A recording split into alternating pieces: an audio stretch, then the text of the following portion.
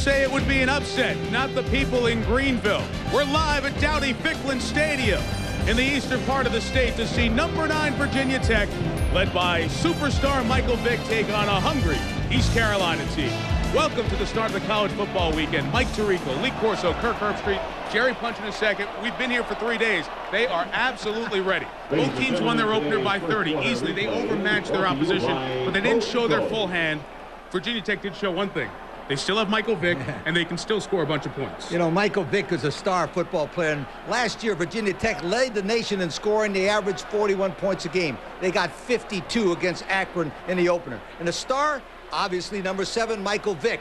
Last week, Michael averaged 26 yards per completion. He averaged 12 yards every time he ran the football, and he personally was involved in 19 plays, Kirk.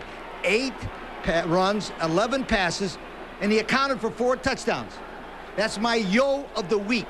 That is sensational. You're giving that one early this week. You're right. Michael Vick, obviously a special player, but I'm telling you, you're going to get a chance tonight to see another quarterback who's very capable of making big things happen. East Carolina's quarterback, David Garrard, is big, strong. He has a powerful arm. Last year, you can see the diversity, not only throwing for over 2,000 yards, but running close to 500 yards with combined 22 touchdowns. And we talked to him yesterday. He said he's trying very hard not to get caught up in a David Garrard against Michael Vick tonight. He knows he's not playing defense, but he is anxious to show the college football world what he can do. And Dr. Jerry Punch, not only do the quarterbacks have some similarities, but so do both head coaches. You're right, Herbie. You know, both head coaches are noted for being brutally honest with their players and their programs. In fact, when Michael Vick came here 2 years ago on a recruiting visit, Steve Logan said, hey, I've got David Garrard, so you might not be the guy until you pay your dues.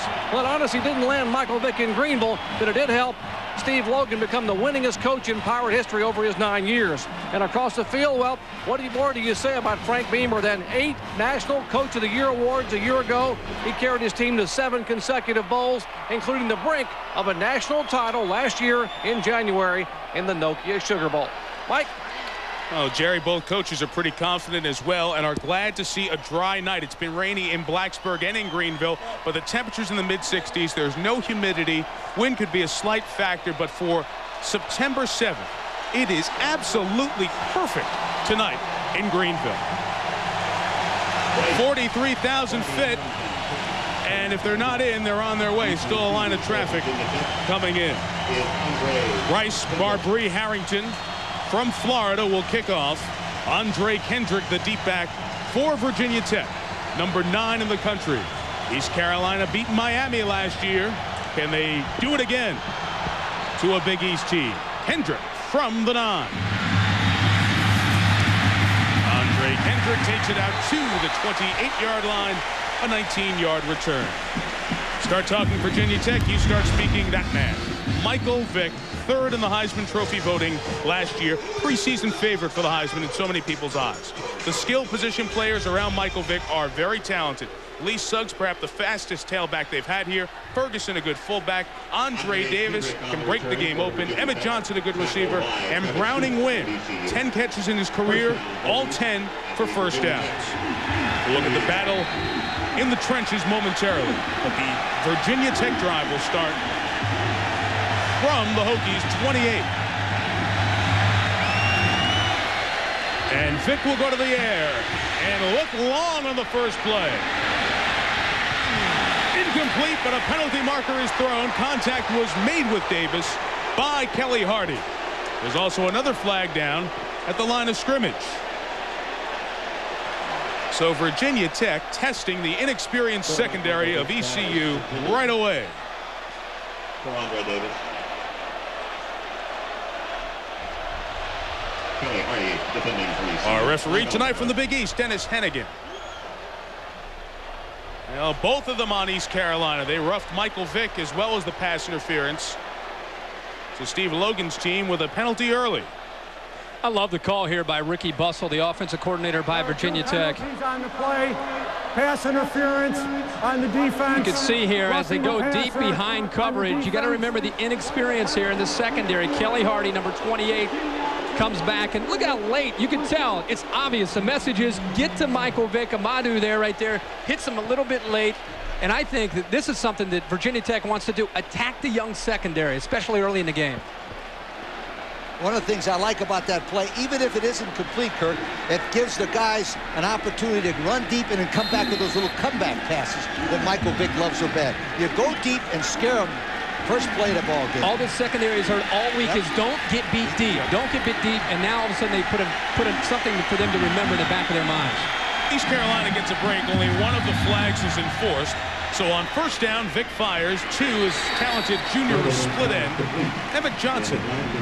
And they have it at midfield. Talked about the battle in the middle. Coach, what about the Tech offensive line? Well, Virginia Tech's offensive line has the advantage. They have 4 returning starters. Remember, they set the Big East record for rushing, 2,793 yards last year. A great blocking line, especially for the run. They go up against East Carolina's 3-4. Devon Claybrooks, the senior, is talented. Bayo Amadou, another senior, was the one who committed the late hit on Vick on the opening play.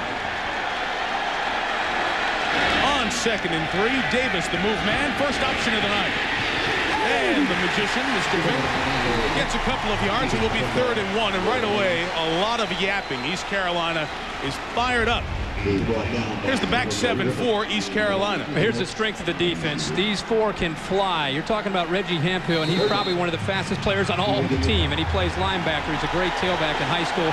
And Pernell Griffin is the leader, number 47. The defensive backs. This is the question mark with the Pirates secondary, or with the defense. It's the secondary. 4 sophomores starting tonight. They're all anxious to go up against Michael Vick. They all want to prove that he is not the man that everybody's talking about in college football. 3rd and inch. Oh, what a hit. Greg Lefevre, junior from New Jersey. With a hit and a message. 4th down. And Virginia Tech will kick. The thing I liked about Lefevre that time, and Lefevre is 6'1", 240. He got nice and low, Kirk and Mike, and came up underneath the pads and drove the guy backwards. Robert Peasley will punt it away for Virginia Tech. Pete Stokes, their speedster, is back. Peasley will try to pin him in. It is fair caught at the 14 by Stokes, the H-back. So after a 34-yard punt, Michael Vick will talk about the next drive. And David Garrard will take the field for East Carolina. Junior quarterback, Durham, North Carolina. He went back to the place where he grew up in Durham, played against Duke, and went 22 of 29 for 264 yards last week. His skill players, Stokes, Jamie Wilson, you'll see mostly in the one-back. Marcellus Harris, averaged 15.5 per catch last year. Tari Morris, inexperienced. Rashawn Burns can get up the middle of the field. Tight end 89 is 6'4", 245 with speed. You'll see a boatload of motion from East Carolina early. Garrard takes a hit, but connects to Tari Morris. First down, East Carolina to the 39.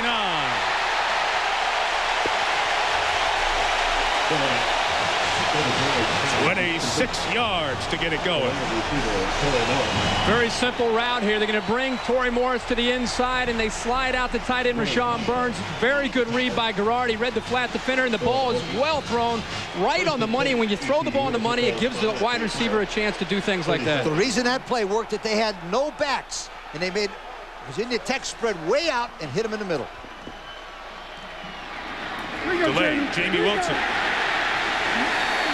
6 yards to the 44. Check the battle up front with East Carolina's offensive line. Sherwin Lacewell was a center for David Garrard in high school. There's a couple of other experienced players up front, Sean Rose and Samayan Jones, a senior tackle. You go against the Virginia Tech defensive line. The Virginia Tech's defensive line has 4 new starters. They had 58 sacks last year to lead the nation. They only had 1 last week against Akron. Could be a weakness. Nathaniel Adibi, 83, the star of that unit. This is 2nd and 4, and Garrard with a flag down, looks long, and streaking is Stokes, who makes the catch. Let's check the flag back at the line of scrimmage. It got all the way down to the 5. If it stands, it's 52 yards. Thrown by the line judge. I believe it's coming back for illegal procedure.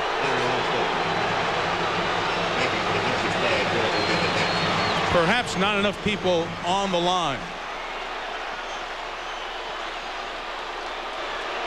Dennis Hennigan. Illegal formation on the offense. Only 6 players on the line of scrimmage. Yep, that's what it was. 5-yard penalty. Repeat, seconds out. Both guys on the near side were not on the line of scrimmage, and there were only 6 on the line. It drives a head coach crazy, but it's simple. Early in this game, they want to take their chances and try to get the ball thrown downfield and see if they can come up with a big play action fake, and they go up and over the top. They feel that they can get the ball deep downfield against this secondary. Remember, Keith Stokes last week averaged 17.7 every time he caught the ball. So after the penalty, it's a 2nd and 9 Garrard throw to the 43-yard line. The passing catch to Seth Yates, Little U's tight end. Makes his first catch of the season. Let's look at the back 7 for Virginia Tech. Well, Coach Corso, you keep saying might be a weakness, but anytime you lose 8 starters off a defense, it was one of the best in the country, and 8 great leaders, great character that made up this team, then I think you have some question marks. You see the linebackers in the secondary, every one of these players stepping into a new position with the exception of the safety, Cory Bird. 16 is going to be responsible for a lot on the field and before the snap for Tech tonight. Garrard will run with it. He's a big player and takes it to the 49. First down, ECU. Ben Taylor made the tackle. Remember, Garrard is 6'3", 235, and it is a thick. And also one thing, he's 22 years old. So he's very experienced, and he does a nice job of controlling. Now, this is a quarterback draw. They let everybody come inside. He's strong enough to go back. And one thing about him, you like his big thighs. Big, strong thighs, yes. He runs right through guys. Sure does. Not the speed of Vic, but much more power. Number 48, Jamie Wilson. Senior slipped and didn't get much. He's from Greenville, right here, eastern part of North Carolina. Averaged 5.5 per carry last year, and each year that Jamie Wilson's been in this program, he's gotten the ball and improved. You know, this is very new for this Virginia Tech program. They're kind of in uncharted waters. Any stadium that they walk into, everybody wants a piece of not only Michael Vick, but they want a piece of the Virginia Tech program. It's very important for them at this stage of the game early to weather the storm, try to survive early, because there's a lot of momentum favoring East Carolina because of the emotion of the game. The move man is Stokes. Big hit from the secondary. Actually, it was Lamar Cobb, 28, who wears a secondary number. He's the left end, though, at 6'2", 224. Lamar Cobb gets the sack and knocks Garrard back. 3rd and long coming. They've hit Garrard every time, but he's really tough. Now, watch him come. What they do is they isolate one lineman and blocks out another one, and they send 2 guys right after him. So if there's a back there, he got him. The reason why that worked, Kirk, is they sent 2 men on 1. You're exactly right. Bud Foster, the defense coordinator, he's all about confusion, pressure and confusion, and bringing more from one side. That time it worked to perfection. 3rd and 16. This time they rush 4. East Carolina sends 5 in the pattern, and it's incomplete for Stokes. Nice coverage by the Hokies, and after 1 first down, punt time for East Carolina. And against Virginia Tech, that's careful time, because Frank Beamer's teams block punts for a living. Every other game, they block a kick. It's been well-told story, as you see. It's about a 1 block kick for every 2-game ratio. See if they go after the punter here. I talked to Frank Beamer before the game. He feels that they can get one against East Carolina tonight. West Herlocker, the punter. Bad snap. And he tried to kick it on the run and never had it. And just the fear. The reputation alone. Made him drop that ball. Exactly. No, there wasn't the reputation. It was a lousy snap. Bad snap. It was a lousy snap. But as soon as it was a bad snap, instead of short and hopping. Right, here's a lousy snap. Watch. Delete. I mean, nobody could catch that ball. Never right there. You see that? He's looking up. Well, he looked because those guys are going to kill him. You're right. Hello. It won't be a block kick, but it's another one for the Virginia Tech special teams. Vic has the ball at the ECU 35. Ryan Luckadoo, number 46, is his 3rd year as the snapper for East Carolina. His mistake has allowed Virginia Tech a glorious opportunity, starting the drive in Pirate territory at the East Carolina 35. And Lee Suggs goes nowhere. That is 2 big hits in a row for Greg Lefevre, junior out of Ocean City, down on the shore in Jersey. It looks like that Virginia Tech is trying to run the ball, establish a run inside so they can play action. But if they don't start running the ball better, those linebackers would just drop back and start to play the pass. They've got to establish a run, Kirk, to be able to play action pass. And it's a great matchup to watch. The front seven of East Carolina with all their speed against the experience of Virginia Tech. 2nd and 9. Vick with an adjustment to the play. The Tech offense was not set, and Vick gets hit from behind. John Williamson came over the top. And he was Super John there. The flag was because Virginia Tech was not set for a second before the snap.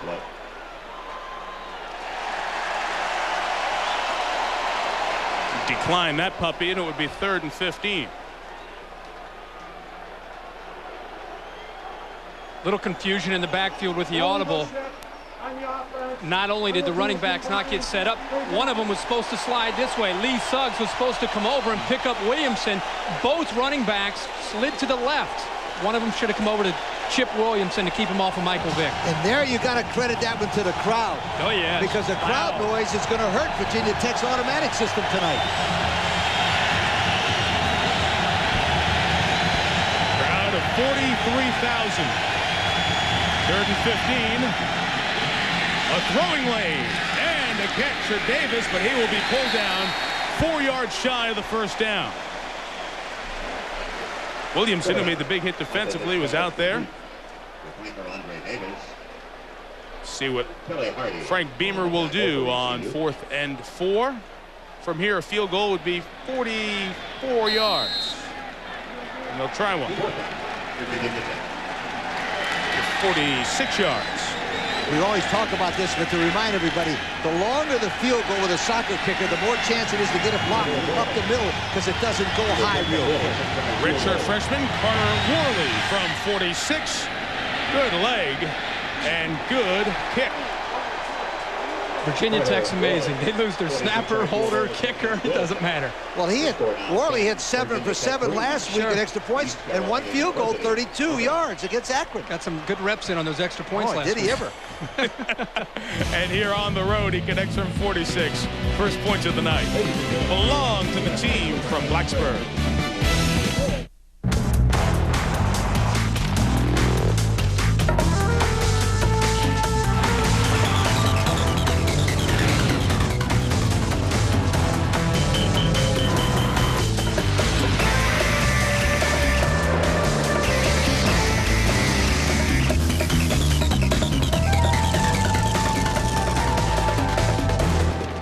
You thought we only made cars.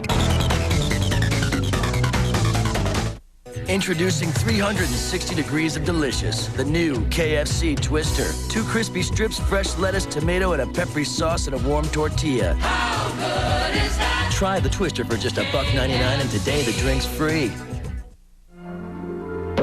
If your light beer doesn't have this key, you're locked out. A magical place where your tongue can get naughty.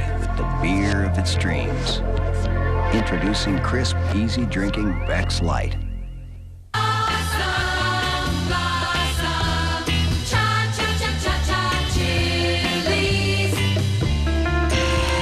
Chili's awesome blossom. Like, share one. All day long, it's go, go, go. You need tires guaranteed to keep up. See the pros at Sears Auto Center today and save big, 10 to 30% off some of the best tires around. Hurry in to America's #1 tire dealer. Get rolling to Sears. It's Tuberville's homecoming, but can his new Golden Boy counter the dangerous Deuce McAllister? Auburn versus Ole Miss at 7 Saturday on ESPN2. ESPN's presentation of Thursday night primetime college football is brought to you by Honda. A winning lineup of fine quality automobiles, motorcycles, and power equipment. And by Tostitos. Dig in, kick back, stay all season. The #9 team in the nation out of the Big East, Virginia Tech. 3 points on the board. Michael Vick has taken a couple of shots thus far, one bringing a late hit penalty, the other a sack, but got his team in field goal range with that very short Scoring drive, capped off by the Warley field goal of 46 yards. Carter, the freshman out of Richmond, Virginia. The band plays more than its instruments. Warley's line drive kick takes Stokes a few yards deep, but Keith's going to bring it out to the 24. He's an explosive kick returner. And the junior David Garrard will have another shot at the Virginia Tech defense. Right now, from a coaching standpoint, I know Virginia Tech is leading 3-0 on the scoreboard. From a coaching standpoint, I think East Carolina's winning this game. For instance, they stuffed them 3rd and 1, Kirk. They get a turnover and they force a field goal. They're way ahead in this ball game psychologically. East Carolina will pick it up from its own 24. Incomplete. Nice hit by the linebacker Jake Housewright to break up the pass. We're going to see East Carolina try to throw the ball quite a bit on 1st and 10 because of the way Virginia Tech likes to bring pressure on 1st and 10. And David Garrard is a quarterback that's coming off his best game of his career a week ago. 22 and 29. I know it's against Duke, but it was the way he was making checks at the line, throwing the ball away. He's really matured this year, and they feel he's made more of a commitment in the offseason. Duke's personnel not as good as it was last year. They're a young team. Little Garrard option. Nothing. Virginia Tech stifling defense. Willie Pyle came up to make the play. It'll be 3rd and 11 for Garrard. There is Steve Logan, the head coach, and next to him is Richard Alston, the sophomore quarterback, who plays 1 drive per half, and we will see him coming up shortly. Next series, and Richard Alston could be playing and starting in many programs in the country. Runs a 4.4, can throw the ball about 70 yards on a strike. Big-time arm. Tech bringing a lot. Garrard gets outside. Tried to throw on the run. It's an incomplete pass. What great pursuit. The speed of Lamar Cobb brings him down. I like the call because we got him away from that blitz. But I'll tell you one thing. Cobb and the rest of the Virginia Tech defense seems to be growing up and getting more confidence. Remember, they lost 8 starters. I was going to say, Lamar Cobb, he's one of the guys that they're trying to fill in. He and a DB to fill in for Engelberger and Corey Moore. Not only do you lose great players, but you lose tremendous character and leadership, and Cobb stepping up early in this game. Keep an eye on the snap. The last one was bad. Cost East Carolina 3. High snap this time. Look out, kick block. They've done it again. And this time it will go for a touchdown.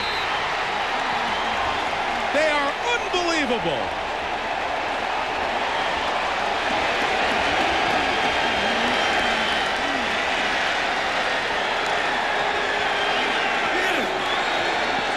Wayne Ward the block. Cory Bird, the rover, scooped and scored.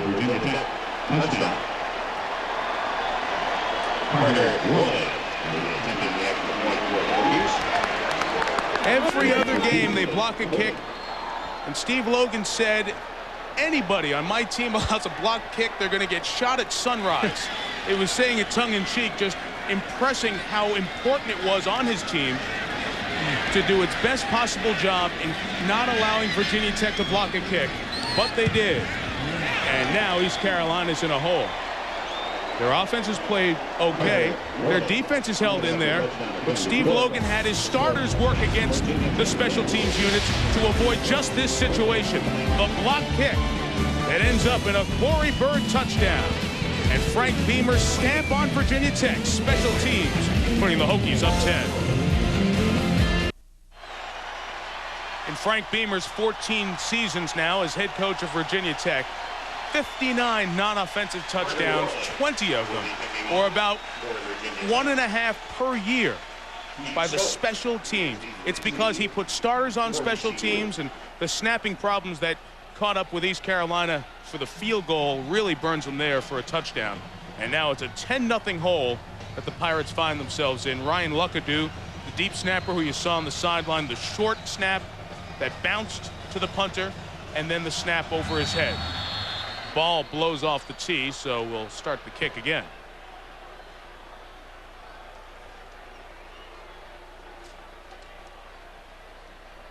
As much as we're giving him credit for blocking the kicks, I think the The long snapper at this point for East Carolina is in, the first one was a little bit short. He was determined on the second one not to be short, and he went high. He wasn't. You got to remember one thing, Wes Urlacher, he's a true freshman from New London, North Carolina. He was kicking in high school last year. He never seen nothing like these guys coming after him. When Corey Moore was flashing the eyes, he was playing in high school. It was Thursday night last year against Clemson. Remember that? Taken by the tight end. That's Rashawn Burns, who was spilled at the 25. Nearly lost the handle in 32. Mr. Ward, who blocked the kick, made the tackle also. Wayne Ward all over the place. You can see, looking at the right side of the screen, they've stacked 4 against 3, and Ward's going to slip through the right tackle and the tight end on the right-hand side.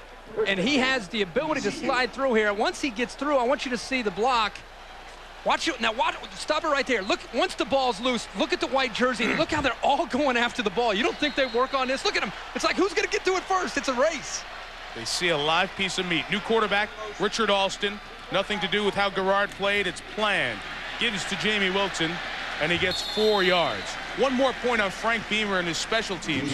You see a tailback back there in Ward and a lot of starters. He told us this afternoon one of the reasons he puts those talented players, when you're involved in kick blocking, it's a lot of hand-eye coordination. So those skill players like running backs and DBs who use their hands so often, they can get there and make the block in an athletic play. You saw it right there with Ward. 2nd and 6. East Carolina has taken a punch in the stomach. How will they counter? Alston, who has a gun, threw it too hard for Torrey Morris. They almost tell us that Richard Alston can throw the deep ball, not only the long fade route, the streak route, but the 20-yard crossing route and the comeback better than he throws the shorter routes. Well, he throws them all the same speed. Exactly. He threw that one like it was a 25-yard curl, and it was a 4-yard. He'll learn the touch. If the receivers were catchers, they would only need one finger, because it's always the fastball coming in high and hard from Alston. Needing to get to the yellow line just past the 35, the ESPN 1st and 10. Alston is sandwiched. Dan Wilkinson is the markers down, along with Jim Davis. An enthusiastic Virginia Tech defense.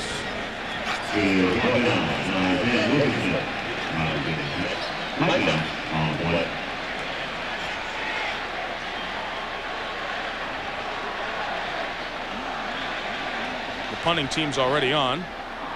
Illegal formation on the offense. Only 6 players on the line of scrimmage. The penalty is declined. 4th down. That's the 2nd time that's happened. So punting time. And Ryan Luckadoo. Good luck. Come on, true freshman. You can do it. The punter, Herlocker. There it is. Good snap. Good protection. Successful kick. And Virginia Tech will take over at its own 36. And Luckadoo got down there to make the play. College football on Saturday. Gentlemen are off to join Mr. Fowler in South Bend, where College Game Day will come from, and they high-five for that. And then at noon, to East Lansing, Michigan State number 23, and a Marshall team that we saw last year we'll see again this year on Thursday night. And we know full well, and so do the folks in green and white up in East Lansing. They better be ready. You got it. Bobby Pruitt's team gets it done. That's on ESPN. There's a quadruple header on ESPN2. Sit back, take the remote, shut the door. Vic the toss. Kendrick is pushed down. Good play by Reggie Hemphill, the speedy linebacker who Kirk told you about in the beginning of the game. You can always see that Tim Rose, the defensive coordinator's plan immediately is to penetrate and get across the line of scrimmage before Virginia Tech can start. They're beating an offensive line now. Watch, here's your perfect picture. Lee, watch the speed of that linebacker. Right there. But also the block. They took one man and took the lineman down and allowed, boom, the linebacker to hit. He's overloading. Yeah. Play action pass is going to hurt him pretty soon on 1st and 10. Tim Rose, former Boston College defensive coordinator, 2nd year here at East Carolina.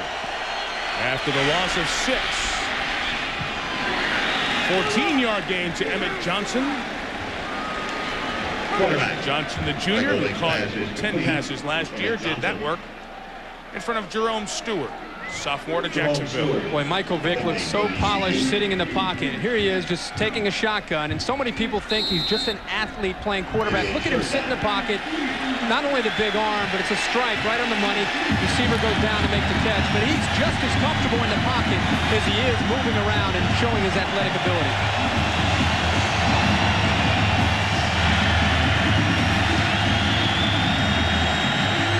Needing to get to the 46. Vick will try to run for it and threw on the run, nearly threw an interception as he got blasted into the sideline, and a late flag comes down. Wow.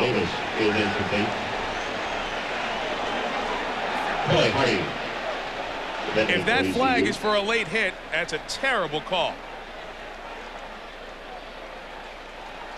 But Vick was over the line, so it's a correct call.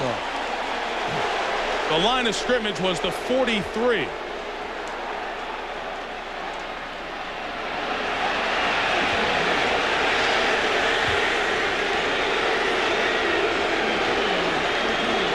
Now some conversation as to where Vick threw it. It's loss of down, so you take this penalty. Illegal pass beyond the line of scrimmage by the offense. 5-yard penalty from the start of the pass. Loss of down, 4th down. Good call. Difficult spot with all those bodies over there to see across to the line of scrimmage, and the line judge was right on it. Line of scrimmage was a 43. And that's why Paul Tighe, the line judge, stands right on that line of scrimmage and stays there. This East Carolina defense means business tonight. They are fired up to face Michael Vick. Robert Beasley's kick is a poor one. It was touched by East Carolina, perhaps. Let's see. There's no official marker yet. They just threw the beanbag. Haven't signaled if it's Virginia Tech ball. Bizarre play here. Because as it was touched by a Virginia Tech player, it was touched up against an East Carolina body. And it all depends on if the Virginia Tech player, yes, Virginia first. Virginia Tech touched the ball first, therefore it's an Eagle touching.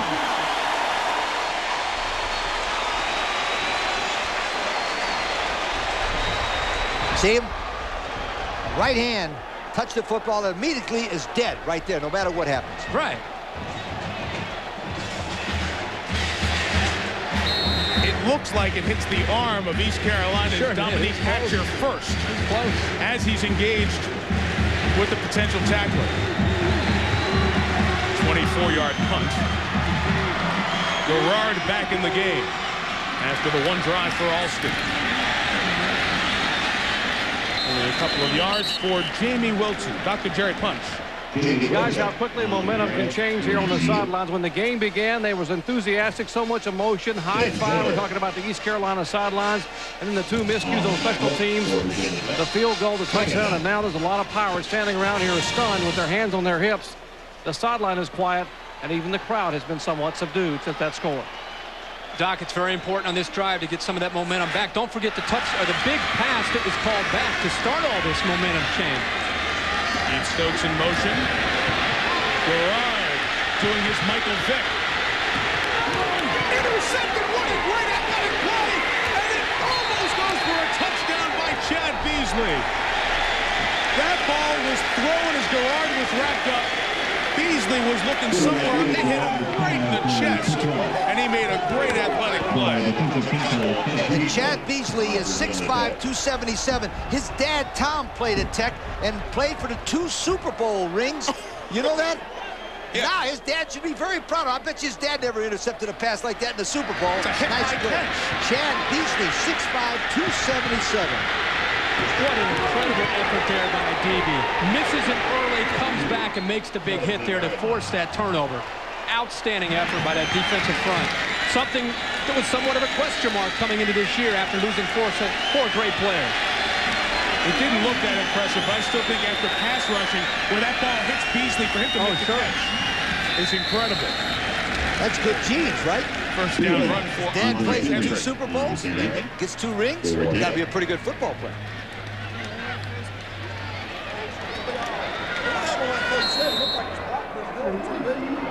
Nathaniel DB down at the bottom of the screen. Watch how he comes, just misses, he gets pushed by the tackle, but he doesn't give up. Look at him come back and make the big play and force the turnover. That's outstanding. After a pickup of 3, it's Andre Kendrick again. Touchdown.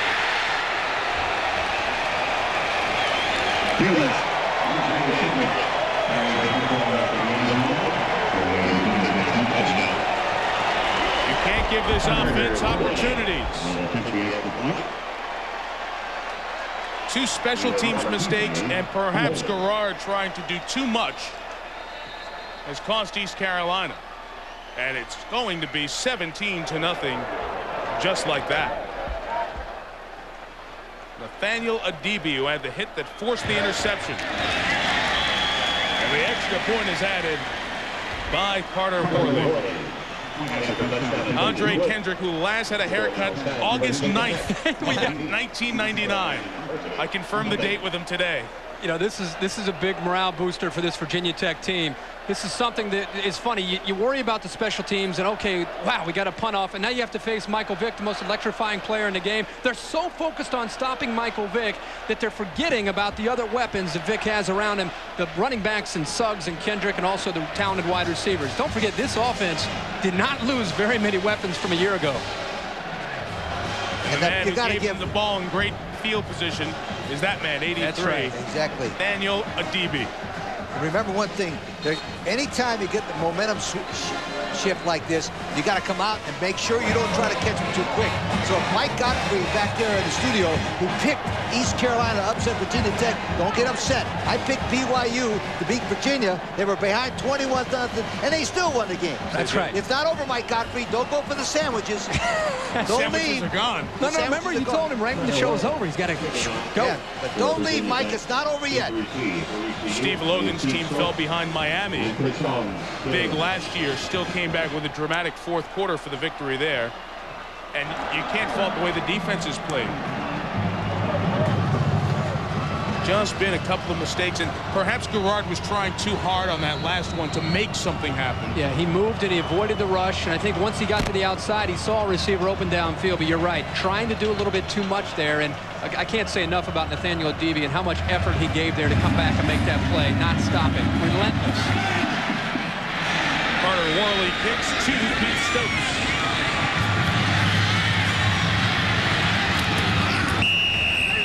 .22 yards. The coverage tackle by Benny Wolf, backup linebacker for Virginia Tech.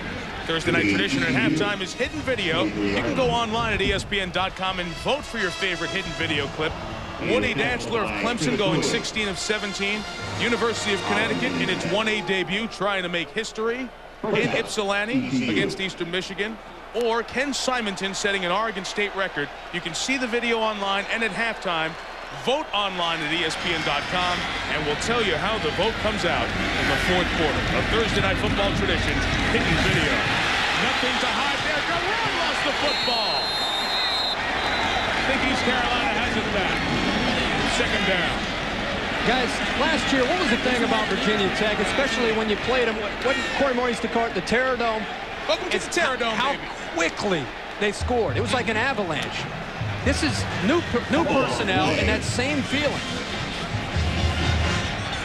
The thing that impresses me most about Virginia Tech now is the fact that they've got more speed on defense than I thought they did. They sure do. Bud Foster told us that we had some new guys, but these guys are really quick and get off the blockers very, very well. They're also rotating a lot more bodies and trying to stay fresh. Jim Davis, Channing Reed, that's second teamers in there right now.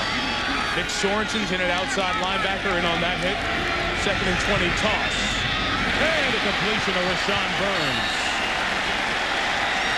The 26-yard line. I asked Bud Foster out in the hallway today, remember, just before the ball game, and he said he was very, very disappointed in the tackling in the first ball game by his ball club, but also the tight ends in the middle got problems. Obviously, good scouting by East Carolina to go with that right away. Bud Foster is the defensive coordinator for Virginia Tech. He, Ricky Bussell, the offensive coordinator, lead a very veteran staff. They had other opportunities to leave Virginia Tech after last year, but hung around. Stepping up from the Lamar Cobb rush, complete to Stokes, but he is 3 yards shy of the first down. So the H-back, Pete Stokes, made the catch. But Ben Taylor and company brought him down, and it's another punt attempt for East Carolina. Even when they're not getting to David Garrard, they're pressuring him, making him move around in the pocket, making him not be able to find his rhythm early in this football game. And again, the defensive ends, a big question mark, are providing plenty of pressure. 10 looking to come after Wes Herlocker. Last snap was just fine. And the first quarter has come to an end, so they'll have 3 minutes to think about the Virginia Tech pressure coming after them. Steve Logan's team usually does not make mistakes. They pride themselves on their lack of turnovers each year, but look at the first quarter only mistakes that have cost them dearly. Because if you give Michael Vick and company an opportunity with bad snaps and blocked punts, they walk through the door. Or the punt guys say, we'll just walk it in the end zone after 15 minutes. Virginia Tech by 17.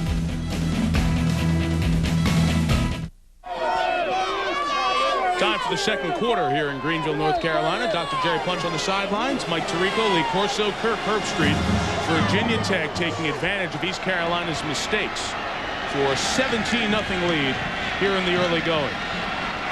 2 poor punt snaps thus far, and a fake this time to get the 4th and short, and they pick up the first down. So all the attention on the snap getting back, and they short snap it for a first down to Krishawn Gilliam. A penalty marker is down, though. Lee Sugg on the tackle for Tech. It was thrown back on the Tech side. It was a dead ball foul. That means they're going to get the first down.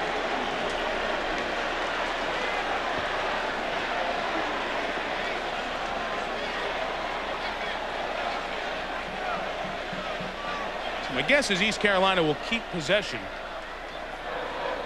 After the play was over, personal foul on the offense, 15-yard penalty. It will be first down. Little chippy out there for the Pirates. It's not the poise that I would expect out of this team, and I don't think Steve Logan is expecting out of his group either. 3 penalties on East Carolina. One was a 15-yard late hit, and that one was a 15-yard personal foul on the offense. See if East Carolina can get it going on the ground. They're forced to take a timeout here. East Carolina, that is their first timeout of the game. Big games. Virginia Tech's been in a bunch of them last year. East Carolina not as many. It's showing early. Stadium here on the campus of East Carolina University here early in the second quarter with the Hokies up 17-0 along with Mike Lee and Kirk. I am Jerry Punch, and a lot of concern here on the East Carolina sidelines about the trash talk and some of the pushing and shoving the East Carolina players have endured for the first few plays. The coaches are trying to settle them down. A lot of frustrations here. Their coaches are saying, maintain your focus. If you trash talk, you're not focusing on the football game. Mike? Jerry, the pass by Garrard from Pete Stokes was incomplete. In coverage with Nick Sorensen, who did play DB before his linebacker days. Stayed with him step for step. Well, the rushing yards jump out at me. The -9 on 10 attempts for East Carolina. Only 1 turnover, but we create a stat for punting errors, and that tells you a lot there. Yeah, that one and this one are huge, Coach. Remember Steve Logan, he said that they have to get to 150 yards rushing. When that's their marker. When they get there, they win football games. You know, going to break, as this is going to be an East Carolina motion penalty here. I said East Carolina not playing in as many big games. False start, offense, 5-yard penalty, remains second down. And I know they have in the history of the program, but this group hasn't played in as many big games. They did not play well in the Liberty Bowl last year. They did play Miami, but that was the first big game for this group. And now it's a home game with expectations to win.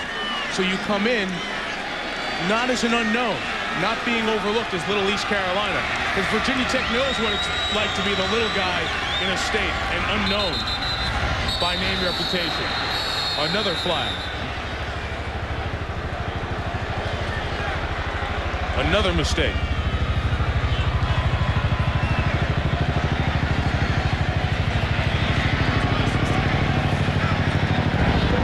Prior to the snap, false start by the offense, 5-yard penalty, remains second down. helicopter flying over. You sure that is that Dowdy Aviation? Remember Ron Dowdy said he was going to fly his plane over here? Dowdy-Ficklen Stadium. This man who gave some money for the naming rights of the stadium, an East Carolina grad, and a friend of Mr. Corso's as well. On 2nd and 20, Garrard gave it off to Jamie Wilson, who just got a yard. Jamie Wilson carrying the football. One of the worst things that's happened to East Carolina now is the fact that since the score is 17-0, that the Virginia Tech's defense coordinator Bud Foster started to change his defense, keeping everything in front of them. Watch them now as they pursue to the ball. They're playing very, very soft. I like that. It's a good theory. They're not going to let them have a big play. Let them run some draws, make some good plays. Good theory. When you hit 17-0, make them drive the ball to beat you. Brian Welch, the junior out of Fairfax, Virginia, made a very nice open field tackle. Garrard's third down throw is incomplete. Never a chance for Arnie Powell. And East Carolina, even though they made the fake punt and advanced the ball out over the 30, will be punting. Now with the kicker standing on his own goal line. And one of the things I found as a coach, when you have bad problems with the snap, when you have to block harder, you always get a punt return. I would not be surprised if Virginia Tech getting a punt return real quick. And that's something they think they can do as well. They not only felt they could block a few, they think they have a pretty good chance to take one back. Because the offensive team will now block longer. Return set up for Andre Davis. Herlocker, poor kick. Return that though. Look out, look out.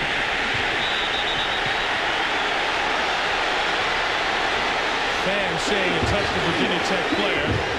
Steve Logan's on the sideline screaming at the official. And he's got to be careful he doesn't get a flag here. I thought he told me that he was always cool. That's what he learned that from John Cooper. That's what he said. Virginia Tech's ball at the spot of touching. First down. Most influential coach, John Cooper.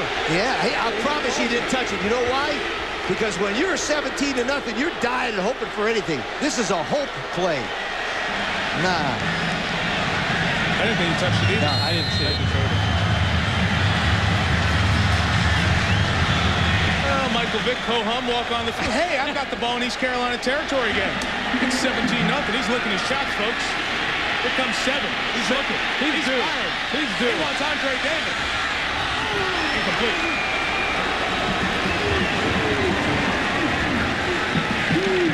Second down coming up. This Sunday morning, it's ESPN's award-winning series Outside the Lines. 9:30 a.m. is the start time during football season. Behind the scenes with Barry Alvarez, the Wisconsin head coach, how walk-ons have been affected by the suspensions at Wisconsin. Of course, a story that broke a week ago. That's Outside the Lines, presented by 1-800-CALL-ATT, with your host Bob Lee, 9:30 a.m. Eastern Time, part of our Sunday morning must-see programming on ESPN. And of course, it's headlined by Sunday NFL Countdown at 11 in the morning with Chris Berman and company. Second down, Lee Suggs explosion into the secondary and pulled down at the 11. What a burst he has. Gosh, that's 38 yards. Kelly Hardy saved a touchdown. Now, Lee Suggs is 6'207". He's the second fastest player on the team, 4.27. What I like about this is watch the linemen all stay up. You notice that, Kurt? They all staying up, and that gives the guy an answer. Boom, they explode through there. You know, I love the way the offensive line's coming off the ball, and I love the acceleration from Lee Suggs. Once he got up through the hole, he knew exactly where to take that. He just about broke it. Billy Hyde, the running back coach, said he could be the greatest runner in the history of Tech football. Michael Vick adjusting the play, 4 on the play clock. Suggs pinballing his way to the 7. They can get a first down in 2. Right guard. Suggs fits into this offensive system perfect because he has the big upper body. He's tough to bring down. He has enough speed. And also he fits in well with the option, the play-action game. This is a very diverse attack. It's tough to prepare for. Then you mix in a little bit of number 7, and it's very tough to prepare for. He's also got another thing doing. His dad is the pastor at Schaefer Memorial Baptist Church in Christiansburg, Virginia. So he's got a little bit of extra on his side. You're digging deep there, Lee. Reverend Lee Sugg Sr. Thank you very much. Coach. Wow, fullback, Ferguson. Touchdown. Jarret Ferguson runs to the end zone. And there are no answers right now. Jarret Ferguson. Guys, you know what's amazing about this? Of course, the special teams have helped him out quite a bit. But it's not like Michael Vick is going off on a huge party. Big pep rally for Michael Vick tonight. This has been a team effort, including Michael Vick. This game has been won with special teams in the offensive line. Yep. The offensive line on this one will come off the ball beautifully. Not bad defense either. Yeah, because they're getting way ahead. They can do anything they want to do. Crazy. Early in the game. But they got special teams, offensive line have turned this game around. I'll take that defense, too. Now watch the offensive line come off the ball. Beautiful blocking leg whip. Oh, Josh Reddy, nice run in there. I tell you what, they're winning this one. Special teams, offensive line. Michael Vick, I could be quarterback and win this game. Oh, okay. All right. ESPN's presentation of Thursday night primetime college football is brought to you by Dodge. In a perfect world, everything would be different. And by Gateway, where people rule. The third largest of the 16 schools in the North Carolina system, East Carolina. Well, the system working just fine after the 7-yard touchdown run for Jarret Ferguson. Virginia Tech 24, East Carolina nothing. Pete Stokes takes a knee. Well, he saw the golf coverage perhaps early today on ESPN. Started at 12:30 Eastern. Saw Tigers' entire round. Wood's second round will be seen on ESPN2. Extended coverage starting at 8 a.m. Eastern time, live at 5 a.m. on the West Coast, and then the regularly scheduled coverage at 4 Eastern, 1 Pacific on ESPN. Kevin Sutherland has the lead. Tigers shot an even par round of 72. He's 7 back. He only hit 2 of 9 greens in regulation on the back 9. Was a little quick in his swing and was fighting his swing. I'm sure he worked on it after the round, and you'll see the second round tomorrow on ESPN. It's a little golf exo for you, Lee, in the middle of the game here. Leonard Henry carries for 4 yards. Important for David Garrard to keep his perspective right now and try to show his composure. It's very early in this football game, even though it's 24-0. And if they can start to get something going offensively, that's a beginning as far as trying to chip into that lead. I've had a lot of experience being behind 24-0. Yeah. Let me tell you, the best thing to do, make first downs. That's it. Make first downs, move the ball, try to get up on a scoreboard and hang around just long enough. Fake the reverse. That speed of Tech is so tough to get away from.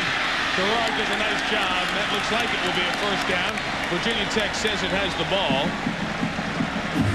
Kevin Lewis, the freshman, pulled it out of Garrard's hands, but it is an East Carolina first down.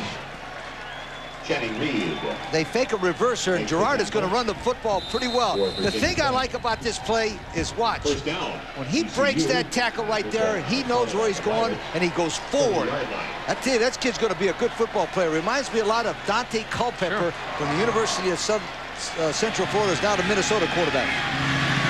Central Florida wanted Garrard to come there and said, you can be the next Dante Culpepper. Quick hitter with Leonard Henry gets 5.5 yards. He's a junior out of Clinton, North Carolina. Carried it 77 times last year. East Carolina offensively, mostly a one-back team, a lot of motion, but some of that motion early, they were not disciplined in. Picked up a couple of false start penalties. A couple of times didn't have enough people on the line of scrimmage and short-circuited some good plays. 2nd and 4. Catch made for a first down by Arnie Powell. He juggled it for a second, but got out of bounds, and that's 2 first downs in a row. This is the kind of drive we talked about right here. Arnie Powell is going to run a quick out. He goes 5 steps and breaks it outside. The thing I like about this drive right now is he caught it with his hands, but the thing I like about it, they're moving it inside, a little bit outside, a little fake reverse. Whatever they got to do, they got to move down, make first downs, East Carolina. Down the middle of the field, overthrown for the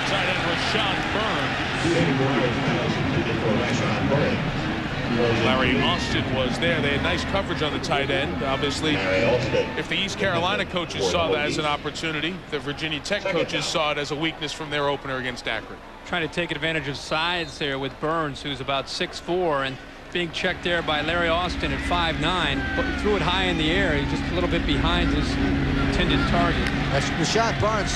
Burns was a fullback last year. He averaged 9 yards per carry. They think he's an NFL-type tight end. He's really got some ability. 2 yards shy of the first down. Marcus White, the redshirt freshman, with the grab. Garrard, we talked about him early in the show. Not only does he have the touch, but here he has to zip it in there. Look at that. He throws it low, and he throws it hard with a tight spiral. Just enough velocity to get that ball in. Now, if I was coaching East Carolina, I would have this 2 downs. I go 3rd down and run it, and I go 4th down and run it. What the heck's the difference? You see where they have to get to, the 1st and 10 line. They'll throw on 3rd, and it's knocked down. Well, David Pugh with the defensive knockdown. You've got 2 yards to go. If you can't make it in 2 downs, you're not going to win the game anyhow. But you try to get fancy on a quick pass, and now you're in big-time trouble because now you got to punt it. A little bit surprised there. They tried another quick out, this time with the corner walked all the way up to the line of scrimmage. I think maybe should have been a route adjustment there by the receiver. Wes Herlocker. Perfect snap. Much better kick. From the 13, Andre Davis. Look out, look out, look out. See you later. Yo. Andre Davis. Touchdown, Virginia Tech. They put the special in special teams again.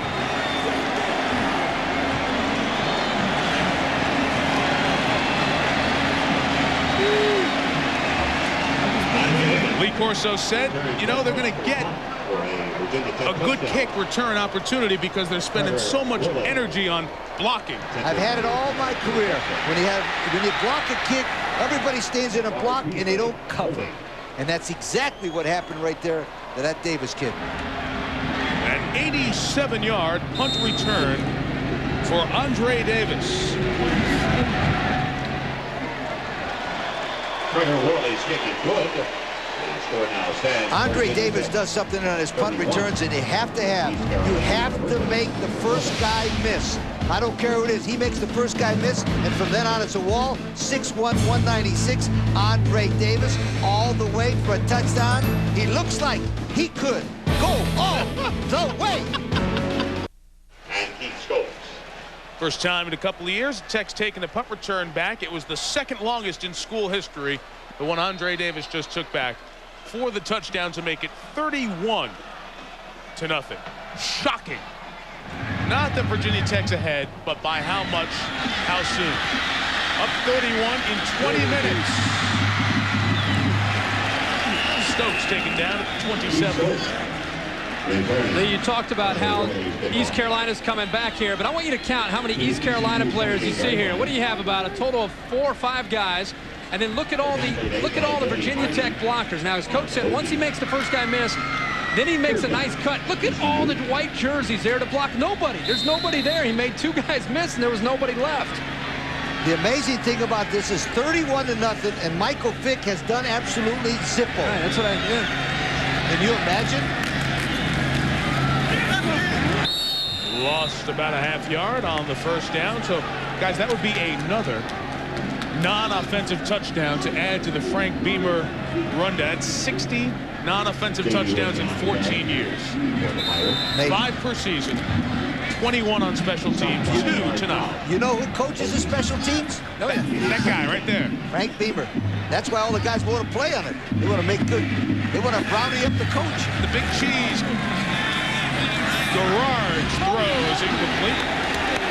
And the flag came down as they were hanging on to Rashawn Burns, the tight end. Benny Wolf, the senior, will be the guilty party here. We came in here expecting a shootout with David Garrard and Michael Vick, and it's been all Frank Beamer, all special teams. Yeah, you're right. offensive holding. While we were in commercial, the fans, after it became 24-0 and then 31-0, applauded the East Carolina team when they came on the field. On the defense, 10-yard penalty, first down. They are trying to keep their spirits up and the intensity up, are standing behind their team, which you have to give them credit for. You see some of the students, 17,000 plus students go to East Carolina. Over 12,000 of them made sure that they use their student ID to get tickets. Wow. Including a bunch of them lining up on a school holiday on Monday. So they were prepared for one of the big games in the history of Dowdy-Ficklen Stadium. And this is not what they expected. The backfield's empty. A lot of Tech people coming. Oh, my goodness. They're relentless. Philip Summers, the senior out of Clewiston, Florida. Boy, this reminds me of Kirk.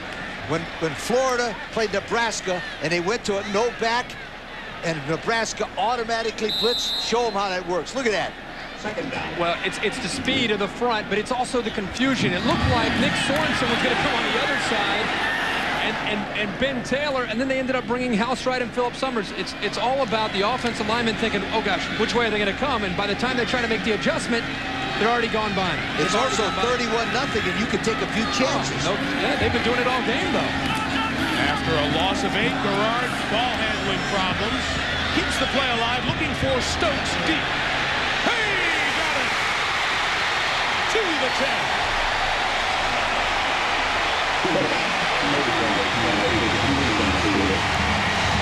Keith Stokes. Give him 61 yards on the deep ball.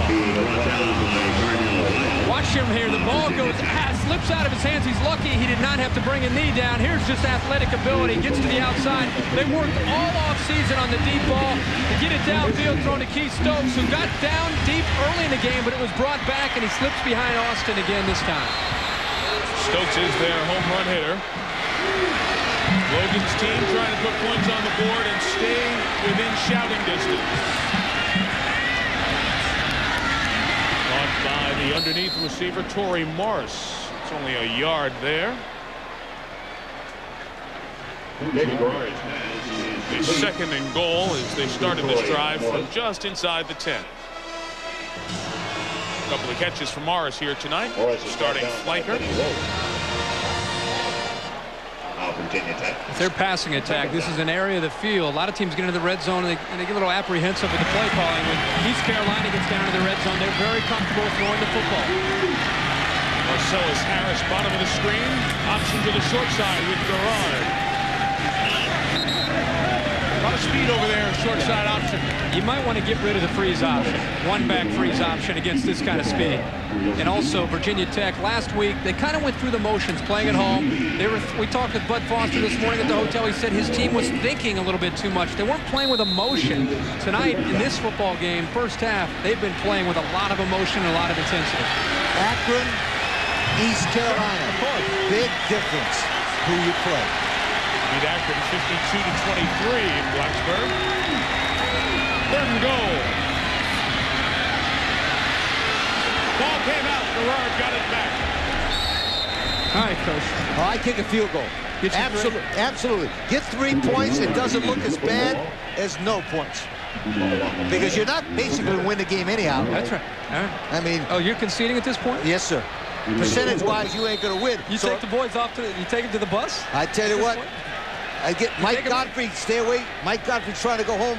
He's snicking around the chicken coop, isn't he? Trying to duck out at halftime? Yeah, trying to duck out at halftime. Stay there, Mike. You don't think Chris Fowler would rough him up a little bit, do you, at halftime? I hope he mentions it. Oh, you don't think? Oh, you kidding me? It's a major upset he picked.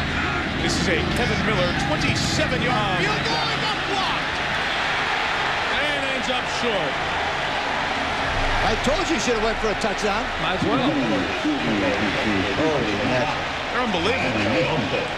Looks like Larry Austin was able to slide in there, number 24.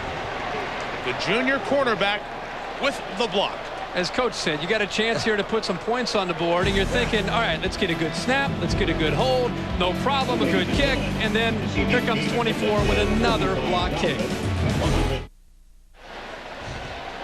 Michael Vick's net yards, 28. Virginia Tech's points, 31. That's about to change on this drive right here. Oh, you think this is an MVic drive? Yeah. Nice call, 31-0. That's all right. I'm just saying, he's due.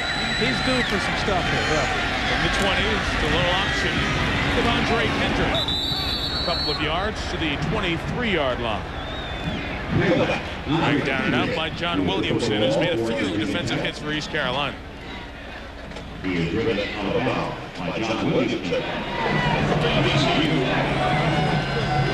It is second down.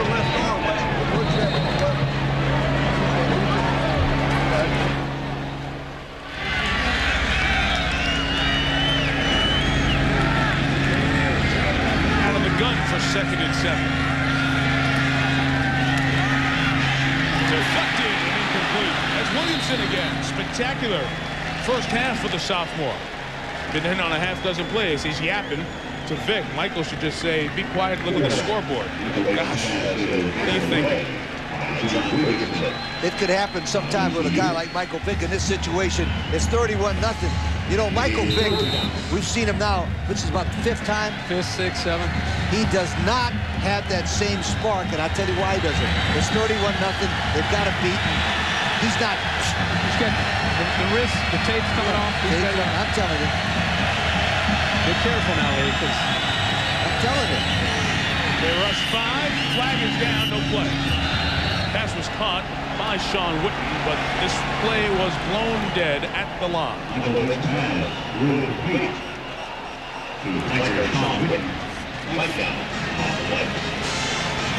Tech will be back 5. Prior to the snap, false start on the offense, 5-yard penalty, replay 3rd down. You know, it's very, very hard, Kirk. You've been a former player, and I was a coach. It's very, very hard with 31-0 to keep the same focus. You know, one of the both sides. I tell you, but one of the few teams I've seen that can do it is the one we're going to see Saturday is Nebraska. I can never forget they had like Florida beat bad. And that Fiesta Bowl, they just kept coming after. Going and keep going. That's one of the few teams I've ever seen in my life that keeps the focus no matter what the score is. ESPN 1st and 10 line of the 30, where Tech needs to get to.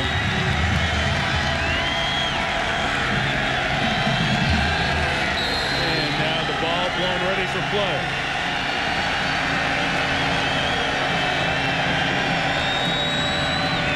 Vic on the run. Took a good hit at the 23. Imagine there's a few words being told to Michael Vick at the bottom of that file. Why? I understand this generation of athlete yaps, and it's part of getting psyched up. So I'm not out of touch with the generation. Right. But my goodness, you're losing 31-0. Shut up and get off the field, right? Right. But that's what he's going to go through every single week. I don't care if they're playing Temple. Sure. Every week he's going to have to endure that. Up 31-0 or down 31-0. Teasley end-over-end bounding kick that will be down by Virginia Tech at the 44-yard line. Robert Beasley's punt. The difference between these two teams, definitely special teams. The first one, now watch, it's a high snap, but the place kicker, the personal protector doesn't get there. Boom. Now, every time it's happened to me, anytime you get a block kick, everybody says block hard, you almost always run it back, and Andre Davis runs this, and this one is nothing but pure speed. If you have a good center snapping the football, you should never block a kick from the outside on the extra points. Never. Speed of Virginia Tech special teams. Richard Alston back in the game at quarterback. Trying to get something started, down 31-0. He's a better runner than Garrard in terms of the option. Elusiveness. He gets out to the 48, and here's Derry Punch. Guys, for the last 12 consecutive days, it has rained in Blacksburg, Virginia. And for the last 12 consecutive days, Frank Beamer's going to take his team inside in a very confined practice area. They were concerned that practicing inside would hurt their speed. I got to believe Frank will never take them outside again with this half. They started tonight 31-0. I believe they're going to stay inside the rest of the year. Just keep raining, baby. Keep raining in Blacksburg. But forget the lightning. Yeah. Yo. Hello. Yo. Of course, the Lightning before the BCA Classic canceled the Sunday night game against Georgia Tech. Little flea flicker, unloading the big ball to Arnie Powell. Howell got behind the defense, had a hold up for a half second, and allowed the waving arms of Willie Pyle to impede his eyesight.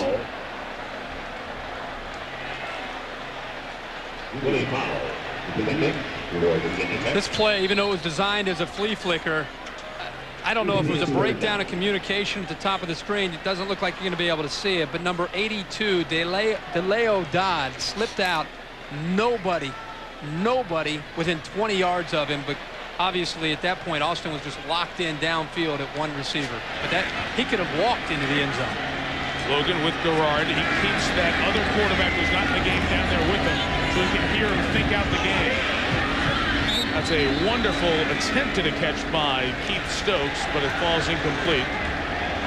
And usually Richard Alston comes in, his possessions put points on the board, but in fact he will not here. Has that been ruled a catch? Right, they did in fact rule that a catch. 4th and 6. Virginia Tech, with all the great kick blocking in Frank Beamer's career, has not blocked 3 in the same game. They've already blocked a punt and a field goal in this half. Playing it safe for the potential fake as Herlocker gets it out of there. And it's down at the 17. SportsCenter in-game comes up at the half, and Rich Eisen's back in the studio. Rich. All right, Mike, we got lots to talk about, especially the wild card race in Major League Baseball. Also, our hidden video segment, plays from last weekend you may not have seen. And also, we have an update from the U.S. Open in New York City. It is called SportsCenter In-Game. Back to you, Mike. All right, Rich, see you for SportsCenter In-Game, the original Coors halftime report coming up. After the first 30 minutes, we'll also see Chris, Rod Gilmore, and Mike Godfrey during that SportsCenter In-Game update. Not much there on first down for Lee Suggs. There's Dave Cadella, the offensive lineman for Virginia Tech. Good on the football field and good in the classroom as well. Big old number 76 is our Circuit City Scholar Athlete of the Week, a 3.0 finance major. Dave Cadella out of Dublin, Ohio, suburb of Columbus. Guess where his dad played football? Where's that? He was a guard at Michigan. Go Really? Big Blue. Dublin, Ohio? Yes, sir. Muirfield Village, Mike Tirico. Great golf course. Yes, it is. The Memorial Tournament. Michael Vick. On the run. And taken down at the 25. 3rd and 3 coming up. Tag there by Purnell Griffin and Company. Jerry? Guys, you're talking about Dave Cadella, who went to Kaufman High School up in Dublin, Ohio. In high school, his nickname was Stretch. Why? Because he was a string bean. He was 6 foot 6 inches tall, weighed only 210 pounds. Then the trainers kept telling him something that I've never heard, and I'm sure Herbie's never heard either. They said, we want you to eat more, eat more, eat more. And finally, after about 100 peanut butter and honey sandwiches, he's now a 6'6", 295-pound All-American offensive tackle. I think they ate enough. Eat more. It worked. Good stuff, Doc. Vick. First down to the 38-yard line. The punt return man, Andre Davis, gets 13 as a receiver. Andre Davis, remember at the beginning of the game, he drove it deep. Yep. And almost had a touchdown. Now he's going to drive the defensive back, number 28, Kelly Hardy, deep and just stop. Now, that was a pretty good pass by Michael Vick, although it was on the wrong side. Pretty good pass. At least he got some action on it.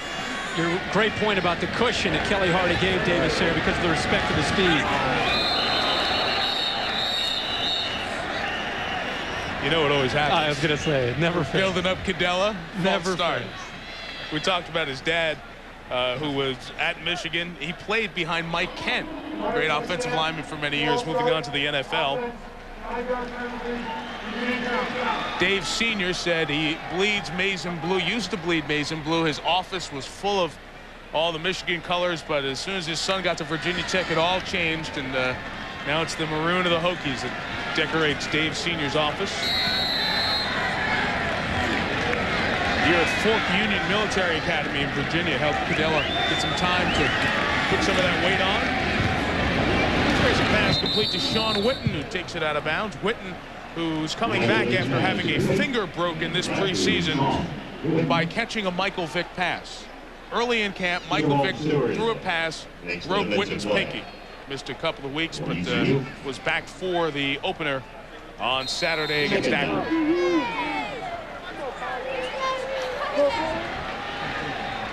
In the 2-minute drill with 80 seconds to go. Flag down. This will come back for holding as it's taken to the 35 by Emmett Johnson. Emmett Johnson. Antoine Gilbert making the stop for ECU. Flags down. On the play. Ricky Bussell, they're going to bring this one back. Ricky Bussell, the offensive coordinator for Virginia Tech, said Michael Vick can improve, and it has a lot to do with sitting in the pocket, not so much the presence, but feeling comfortable and throwing the ball coming across the middle, the routes across the middle. Here it is again. And can you tell the velocity of that ball right there? I mean, it's not only thrown hard, but it has the tight spiral and the nose a little bit down, but these receivers seem to be able to adjust to that. Holding on your offense. 10-yard penalty line of scrimmage. Repeat first down. They're giving him a lot more responsibilities at the line of scrimmage this year, too. They're trying to see if last year they moved him to the outside. And that's Ricky, isn't it? Yep. Last year they moved him to the outside a lot, and this year they're much more comfortable in not only sitting in the pocket, but also giving him the options at the line of scrimmage. Holding penalty takes him back. 2nd and 14. The great athlete took the high snap. Lost the football, and it bounced right to Virginia Tech's Lee Suggs, who advanced it 2 yards closer to the first down, and a late flag comes in for the pushing and shoving behind the play. The flag was thrown by an official 50 yards clear across the field. And it's not his fault. It's his good eyes watching the backside of the play. It'll be a dead ball foul against ECU. Anthony. After the play was over, we had a personal foul on the offense, personal foul on the defense. The penalty's offset. 3rd down. It was Anthony Adams and Andre Davis kind of chipping back and forth at the end of that play. Rich Eisen, the Sports Center in-game original Coors halftime report. The update from Flushing Meadows. The action would not be as good as it has been the last few nights, so you can stay here with us. The highlights of Tiger Woods in Canada and the halftime blitz. It's been a long summer and winter without the halftime blitz, but we'll check it out at the break. Timeout Tech. 31-0. See if he can score another one. We worked on the USS Monitor, the famous ironclad vessel from the Civil War off Cape Hatteras. We've worked on Queen Anne's Revenge, Blackbeard's pirate ship from 1718 off Beaufort, North Carolina. We've worked on the battleship Arizona in Pearl Harbor. What we're about is the recovery of America's past, and often we think something that goes into the water is lost forever, and recovery is not possible. But in fact, it can be done, and we've been doing that at East Carolina University. Back at Dowdy-Ficklen Stadium, we asked Frank Beamer, why play this kind of game early in the year? He said, well, for the one thing, they're so fired up at Eastern North Carolina to beat us. It means our program has come to another level. They respect us so much. If they beat us, it helps their program. And secondly, going to play in a hostile environment will help us when we go to Boston College, Syracuse, and Miami in the Big East Conference later on in the year. Michael? Tech's road conference games this year. Quick hitter with the fullback. Ferguson, first down. Moves the chain, stops the clock, 43 seconds left. Virginia Tech brings in its full receiver package here. Trying to add another score. Witten and Johnson, Davis and Wilford on the field. East Carolina brings its nickel and dime package, the dime package with the 6 DBs on the field. Final half minute. Miscommunication between Emmett Johnson and Michael Vick. Pass intended for Emmett Johnson. Ball's incomplete. 28 seconds to go. What he's doing right now is very good practice, Kirk, as you remember, giving him a chance to call his own plays at the line of scrimmage, a la Chris Winkie from Florida State, who does this better than anybody else in the country, the quarterback at Florida State. Tech's got the skill people at 4 wides here to really give defenses around the country a headache. Through Emmett Johnson's hands and by Jerome Stewart. Emmett Johnson, number 18, had no idea. That thing went by. It's one of those radio balls. You now watch can it. hear it, but you can't see it. Kirk, you were talking about it.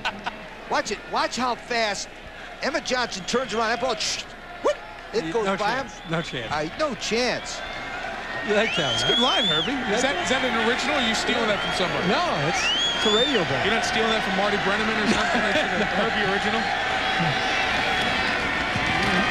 They rush 5, trying to get there. The magician unloads downfield. Incomplete. Very nice coverage by Kelly Hardy, the sophomore. Play.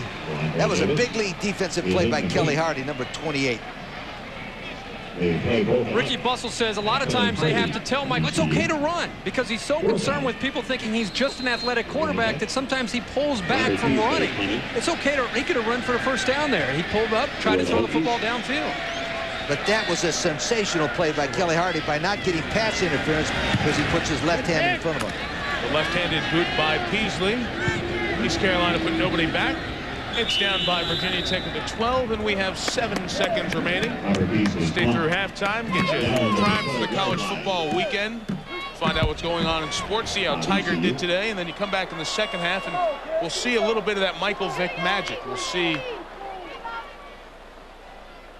You never know what we'll see, truly, with Michael Vick. That's the beauty of him as a player. He can be so explosive, even in situations like this. I doubt we'll see him into the fourth quarter if the score stays the same. But he's got that magnetic appeal that keeps you around the TV. Special teams. Might as well change Virginia Tech nickname from the Hokies to the Special Teamers.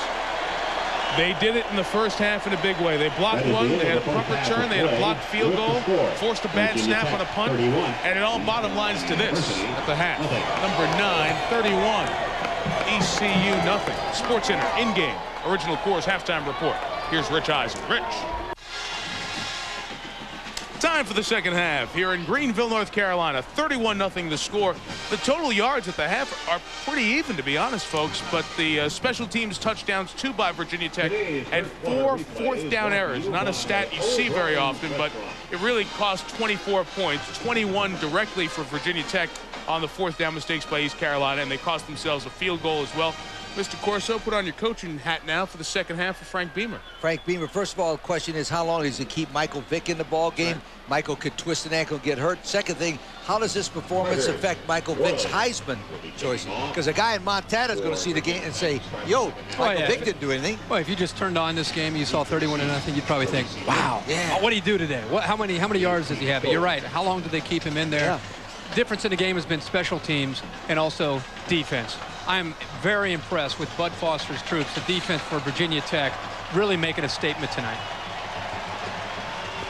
We'll see the backup quarterback, Dave Meyer, who we may get the opportunity to speak about in the fourth quarter. East Carolina would like to score some points and stay in the game because they take pride in their fourth quarter comeback ability. That's right. First things first. Turn the kick. Keith Stokes will only get himself out to the 9 before he gets pulled down by Eric Green. Home Depot coaching adjustments after the first half. Special teams. I want you to know a couple things here. Special teams has killed him, but you got to remember 4 guys stacked up on this side, and you're going to see this guy slide right through the guard. Wayne Ward's going to slide between the guard and the tackle, make the big play, and at this point it's a frenzy. Who can recover it? Cory Bird picks it up, and that changes the complexion of the special team. As we always said, when a special teams gets a punt block, they block longer, usually allows a man to run back for a punt return. And that's what happened on the Andre Davis punt return for touchdown. Jamie Wilson gets just a yard running the ball. Ben Taylor comes up with the tackle. David Garrard is the quarterback for East Carolina. Jerry Punch on the sideline. Guys, at halftime, I asked Frank Beamer about the first half, and one of the questions I asked him was how long would Michael Vick play? He said, well, until the game is no longer in doubt. Says, I remember, and so does Butch Davis in Miami, that East Carolina is a second-half football team. He will play until we need him not to. Garrard trying to get something going offensively. Gets down to the 16-yard line. It'll be third and about 3. Go ahead again, Jerry. At halftime, Steve Logan in the East Carolina locker room told his players of a story about Bill Walsh and the 49ers back in 1982 when they were down 31-0 to the LA Rams. He said Walsh told his players at halftime, says, we might lose this ball game. We may have already lost this football game, but how do you want to lose it? You want to go out and show your poise and composure in the second half? You want to go out and play your game of football?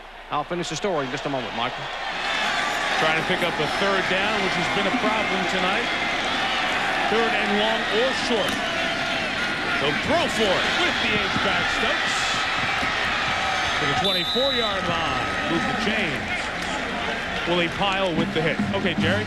And Steve said the players said we can go out and play our ball game. We may not be very good yet, I'm talking about the 49ers, but we can go out and play with these guys. They were down 31-0. He said, oh, by the way, they came out, did not look at the scoreboard, executed, maintained, regained their poise, and won the football game on the final play of the game, 34-31. He said, we can do that. No one look at the scoreboard. Execute, regain your composure, and let's play our kind of football.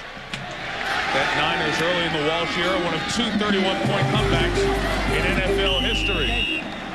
3 yards the pass completion on first down for Torrey Morris. The interesting part about that is 3/4 of the East Carolina players never heard of Bill Walsh, and they never heard of those kind of records. And they also said, are you kidding us? Coach, be serious. We can't even punt the ball. And you think we're going to beat these guys? What I would do if I was those guys, I'd make first downs and try to get back and beat them in the second half. Let's say 10-7 or something like that, and lay my hat on that. This second and long is a third consecutive Gerard pass in trouble. Nice sliding catch to the 40-yard line. What is the vernacular, Mr. Herbstreit, for a quarterback with a gun for an arm? What's the hip term? He's got a hose. A hose. That's a hose. That's a tough throw. It's also his ability to improvise. We talked about it in the open, the way Michael Vick can do it here. He gets outside of a DB, and at this point, he's improvising, looks downfield, and he's able to find his open receiver, Keith Stokes, for another first down. Isn't it nice, Lee, to have this young guy Kirk with us, keep us up to date on the terminology the kids use today? No comment. From the 40, Gerard. It will go as a completion, I guess. Yes, it will. The hit from behind for Ben Taylor. The line judge coming in to mark the spot. Quarterback David Gerard's pass is complete. After a pickup of just 2 yards, Harris taking the blunt hit from behind. Marcellus Harris is going over to say, Coach Logan, what did Bill Walsh say? He didn't say about the guy going to cream me in here. That was a good call. He didn't have possession as his knee hit the ground. It's a good call. A 2-yard gain for East Carolina. Got to. Gerard was down and throwing it. Finding the spaces in the Virginia Tech defense. Torrey Morris to grab. And there is the head coach, Logan, with his backup quarterback, in this case, Richard Alston. And Logan's a quarterback coach type of guy. He thinks the game out loud. This adjustment, he's doing this, doing that. And he keeps that quarterback there, so when the quarterback gets in the game, he does it second nature. He hears the coach's voice in the back of his head. He's also standing 25 yards downfield.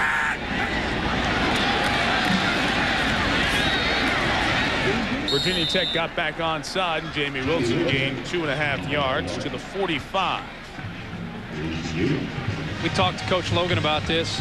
We met with him yesterday, and he said he likes to get behind the defense and see what's going on. The ball right now is at the 45-yard line, and Steve Logan is right down here, as far as he can get. Also said it helps get a better angle as compared to the days when he was an offensive coordinator up in the press box. Helps the play call and keeps him healthy so he doesn't get run over by the great lateral speed. Up top for Arnie Powell. What a defensive play by Roniel Whitaker. The sophomore from Norfolk, Virginia, step for step, and used the left hand very well. Now, the reason why Roniel Whitaker makes this play, he's got good closing speed. Closing speed means the receiver's going to beat him, but now watch the closing speed, and this is what I like. Watch the left hand right there. He did not look for the ball until the receiver turned for the ball and knocked it away with his left hand. Outstanding play. 5'9", going up against a receiver who's 6'4". Big question about this defense. They lose like Charlton and Anthony Midget to the NFL. Roniel Whitaker and Larry Austin have to step up with this style of defense. Needing to get to the 38. First down, East Carolina. A chain mover to Aaron Harris. Garrard's completed 6 of his last 7 passes. Bud Foster, the Virginia Tech defensive coordinator, is starting to blitz real hard. Watch him come from the left side right there. But man-for-man coverage, he drills it right there, Gerard does it. I think the big thing about this play right now is he's getting back in rhythm. Kirk, 1, 2, 3, throw. You know, they haven't looked that bad. No. They really haven't. It's just been 4th down kills them. Just can't punt. Can't punt or can't do anything with 4th down. Empty in the backfield. Wow. Good throw to Tory Morris to the 23, first down.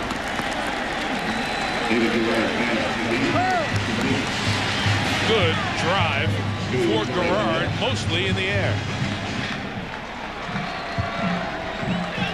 Very comfortable sitting in the pocket here. He takes one step, one hitch rather, and just gets rid of the football. That's something that they stressed all week because of the pressure. Get rid of the ball, and there he puts it right in the money to number 86, Tory Morris.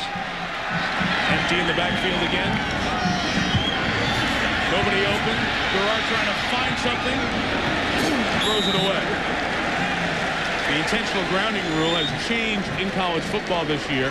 Once you are outside the tackles like the NFL rule, you can throw it anywhere in the country as long as it crosses the line of scrimmage. You go 50 rows deeper anywhere in the country, whatever you like.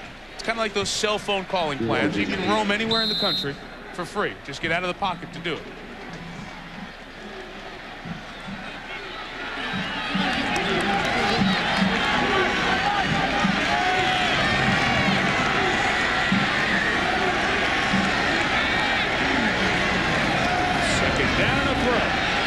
For the end zone, they're trying Powell again.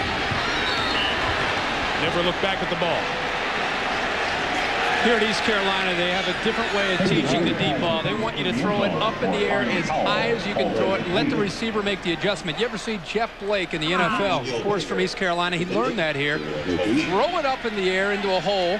They used to set trash cans up about 50 yards downfield. Now it's up to the receiver here to find the football. When it goes up in the air, find it, and go up in the air and make the catch, because the receiver always has the advantage over the cornerback in finding the football. He was looking for the flag as well. 3rd and 10. First down, Marcus White. Redshirt freshman who's seeing some action at the receiver spot tonight. Gets 18 yards. The reason why this play is successful is I want you to watch the offensive back pick up the blitz coming from the top of your picture. You're going to see him come right there. 41, right there. I don't get his number. 23 came through Jamie Wilson, and the reason why that play works is Jamie Wilson came across and blocked that blitzing linebacker. East Carolina had 1st and goal earlier. Had a field goal block. Run Wilson. Nothing there. 2nd down coming up. East Carolina handled Duke comfortably in its opener, 38-0. Felt like they could play better. Duke is a team that is rebuilding. Carl Frank's team won 3 games last year, lost a lot of the talent that got them to 3 wins. So Steve Logan wasn't sure about his team just yet. Watching the test against number 9 in the country here tonight. Maybe a pass to the tight end here on 2nd down. Garrard. Touchdown. Corey Floyd, the tight end.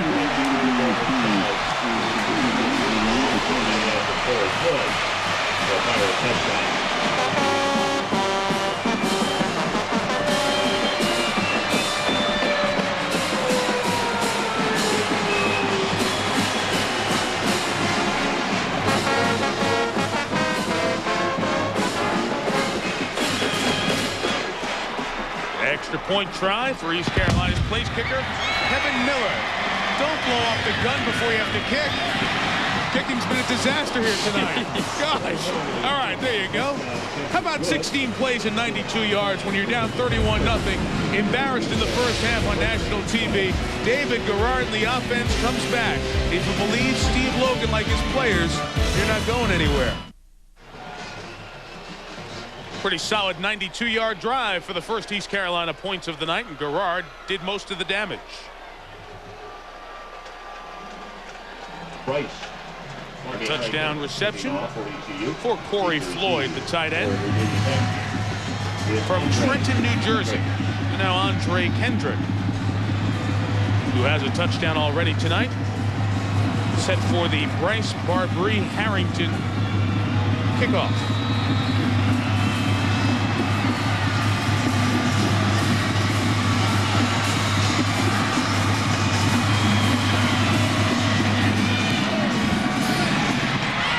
Short from the 12.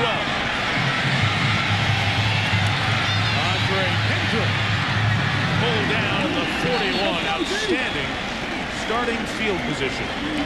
28-yard kickoff return. Let me show you why the tight end's so wide open. And here's Cory right there, Floyd, and he's going to make a nice block into Ben Taylor and make it look like a run. Watch it. He hits him.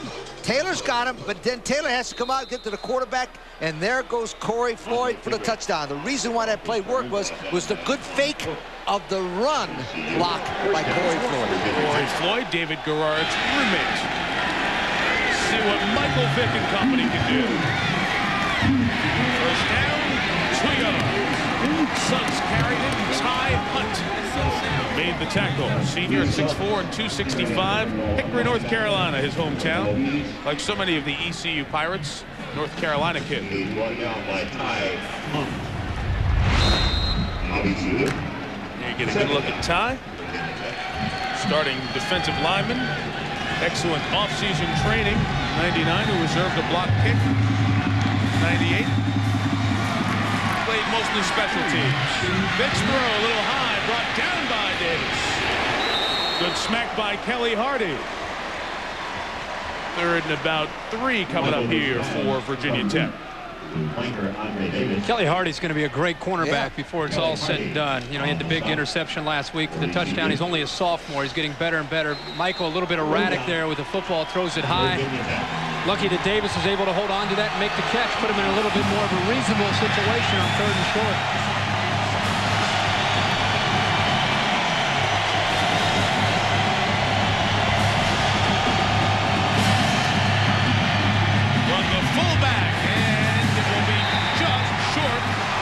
First down, 4th down, and East Carolina gets a needed 3 and out. Pernell Griffin led the charge.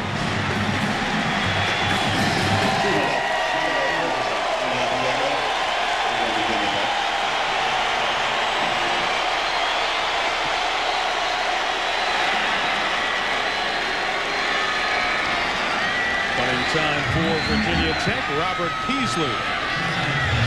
Fair punt at the 20 by Keith Stokes. 30 yards the punt. Logan's team gets its hands right back on the ball. 1 drive, 1 score thus far. Hey guys, check this out. Wow. How do you think it got here? I don't know. What do you think we should do with it? We can't leave it here. Well, is it dead? I don't know. See if it's cold. Go on. Huh? It's cold. Getting lucky? Grab a Miller Lite. It's Miller time. Push, guys, push. Come on. Watch out.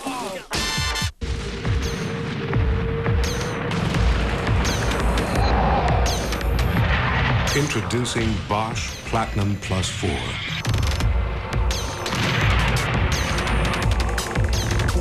4 electrodes. Pure platinum. Take your engine to a higher power. New Bosch Platinum Plus 4. I'm grateful that Michael Garcia is in our lives. State Farm, Mike Garcia speaking. We had a house fire, house burned. That was a tough day. They didn't treat us as a policyholder, they treated us as a neighbor, as a friend. I gave him a check right away. We went from there. The putting the pieces back together. He's not a hero in the sense of a sports hero or a movie star. He's a quiet hero. He looks out for everyone in the neighborhood. It's gone from being a slogan to really being my way of life. It's Tuberville's homecoming, but can his new Golden Boy counter the dangerous Deuce McAllister? Auburn versus Old Miss at 7 Saturday on ESPN2. ESPN's presentation of Thursday night primetime college football is brought to you by Tostitos. Dig in, kick back, stay all season. And by the United States Army. Be all you can be. If your young son or daughter goes to East Carolina, they're not there tonight. That's the library. They're part of the second biggest crowd in school history, 45,123. They've hung in there. Their team has scored first points of the night, and on their second drive of the second half, 4 yards for Jamie Wilton on the ground here, through the air the last drive. Well, through the air the last drive. Here, Garrard getting it started, improvising, throwing the ball downfield to Keith Stokes. Spreading it around. Here, Torrey Morris.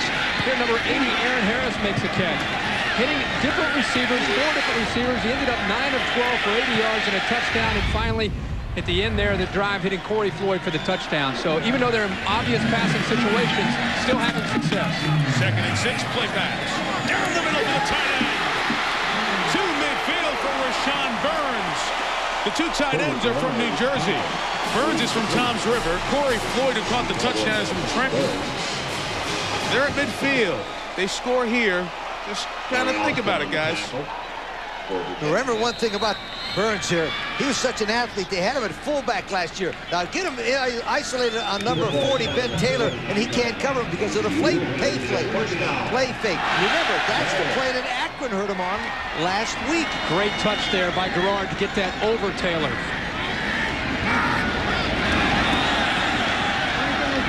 You're going to run some option. You have to run it back in there, and Jamie Wilton got pounded for 5 and was unhappy. It looks like there was miscommunication there amongst the East Carolina players.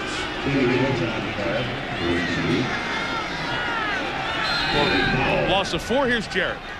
Well, guys, some emotion returning now to the East Carolina Pirates sidelines. I'm not sure a lot of those guys knew who Bill Walsh was at halftime, but they realized the enthusiasm of what their head coach was telling them about coming back, and they have bought into it. They drove down, scored. The defense has stopped Virginia Tech and Michael Vick, and now the offense driving again, so they're wide, bright-eyed. No more hands on the hips here in Pirate Land. On 2nd and 13, Doc Garrard dancing and looking. Trying to come back for the safe pass with everyone covered downfield, but no catch for Rashawn Burns. There's one thing about East Carolina. Their mentality is to come from behind. So this is nothing different. Garrard can throw the football. Steve Logan believes it. They got a shot if they can get a touchdown quick and don't let that clock get away too much. Very interesting. Yesterday, their offensive coordinator, Doug Martin, I said to him, ideal situation tomorrow, what happens? And he said, we get the ball down 3 with a minute and a half left. They like the 2-minute drill. Most coaches say we run the ball, we throw. He said he wants the ball in a 2-minute situation. They're 3 touchdowns away from that. They got to be thinking about 3rd down here. Garrard on the go. Got there.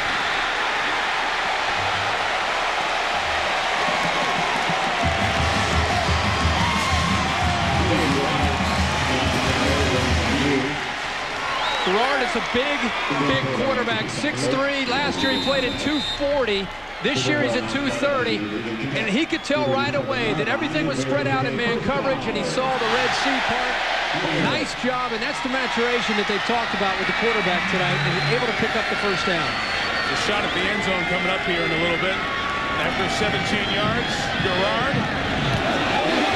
Keith Stokes, touchdown ECU. They're back in it.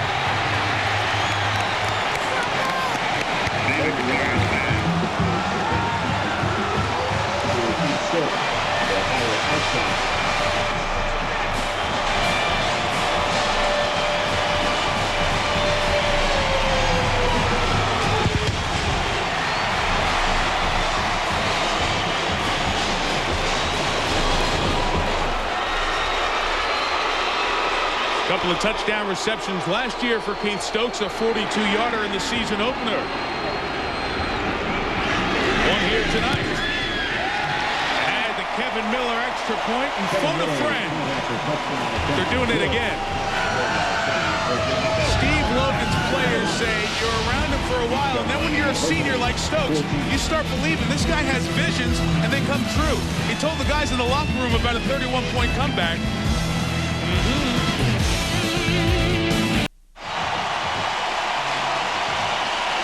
In November of 1984, Maryland erased a 31-point deficit to beat Miami of Florida.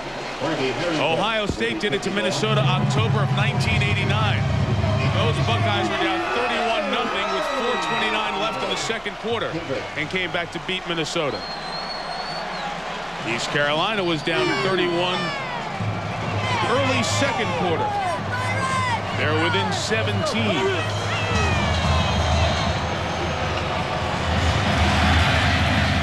Barbary Harrington to kick off again. Kendrick from the 3.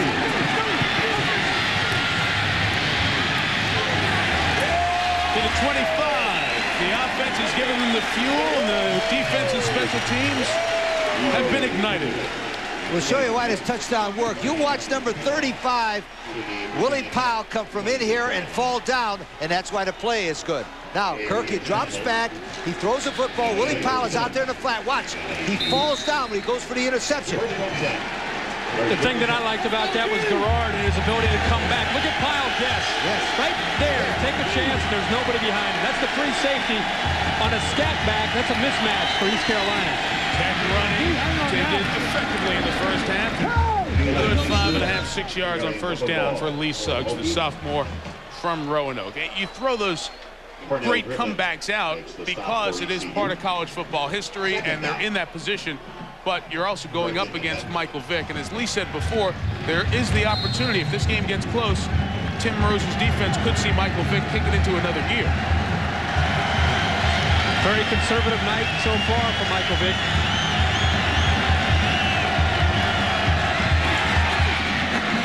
First down and more for Andre Davis to the 43-yard line.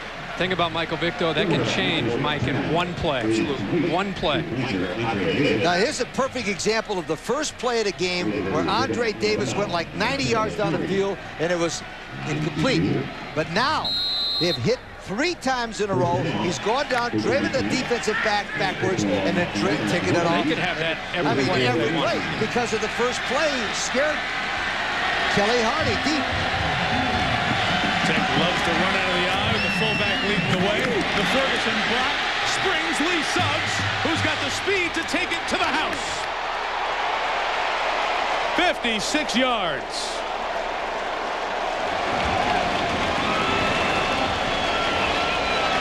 Lee Suggs carries the football 56 yards for a Virginia Tech touchdown. I'll show you for talking about 31-point comebacks. Just simple, straight-up football. Yep. And executed perfectly. Carter Warley. 7 extra points on Saturday, 5 tonight. Lee Suggs over 100 yards. East Carolina has 8, almost 9 guys up tight in the line of scrimmage. Now, it's a gambling defense. Sometimes it works out and it makes plays, and other times when you get ripped at the line of scrimmage like that, it allows the offense to kill you with the big play, and that's what Lee Suggs has gotten out a few times, because once you break through the initial penetration, you could be gone, and Suggs is having a big night. He was 4'4" in high school, weighed 180 pounds. He came in now, he's 207, runs a 4.27. As I said before, Billy Height, the backfield coach, says he has the ability, Lee Suggs, to be the best running back he's ever coached, which means some good running backs at Virginia Tech. Oh, without a doubt. I remember last year when Chiron Stiff elected to come out early. It was a big surprise to many of us, and I don't know where he ended up getting drafted, if he did get drafted, unfortunately. 7th round, Mike. You're the NFL expert up here in the booth. 7th round. And Lee Suggs, all of a sudden, people thought, can he handle it? Can he handle the pressure and being the guy? And clearly, these first 2 games, he's not only handling it, he's taking it to a different level. Carter Warley will kick it off.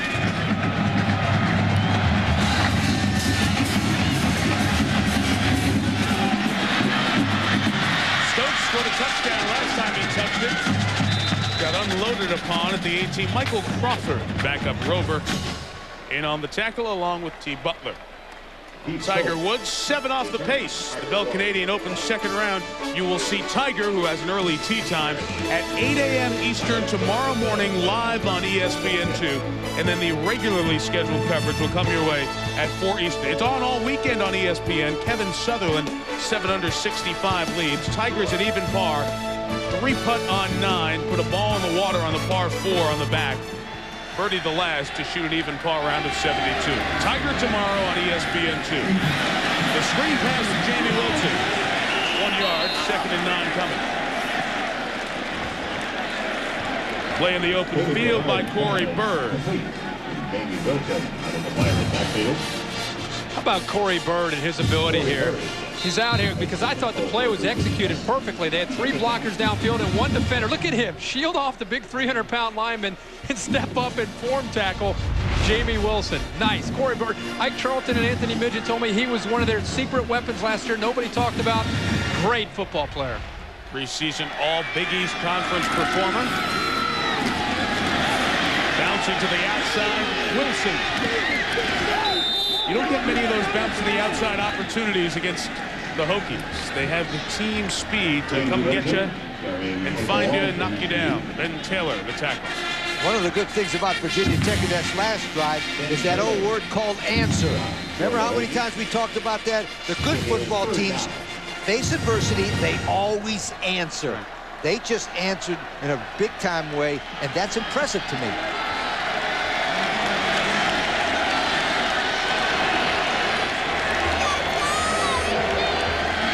To get to the yellow line just over the 28.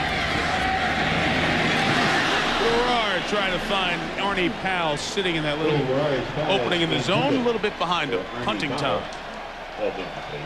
This is the one play that they don't do very well.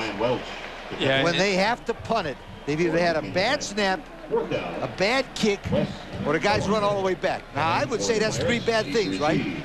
Watch out. Is Andre Davis. Wes Herlocker, the freshman, with Ryan Luckadoo snapping back to him. Andre Davis waits at the 45, knowing he's taken 1. Good kick.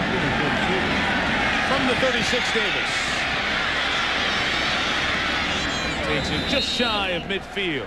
It's Carolina tackled by Kent Neely. 13-yard return. Next Thursday, gentlemen, we're off to the Mountain West to BYU.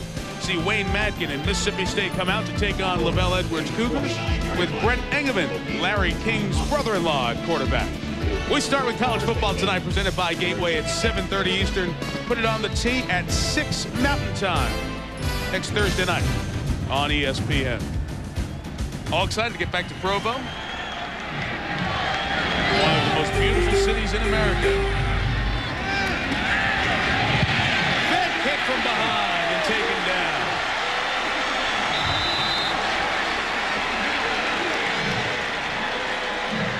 Bayo Amadou, the nose man. Anytime any player, including Michael Vick, gets spun around like that, the heart of the coach goes whoop and stops. That's the way you rip up a knee, right there. Yep.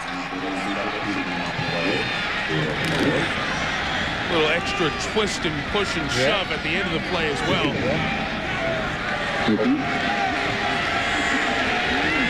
He put an S on his chest last year. It's now surrounded by a bullseye.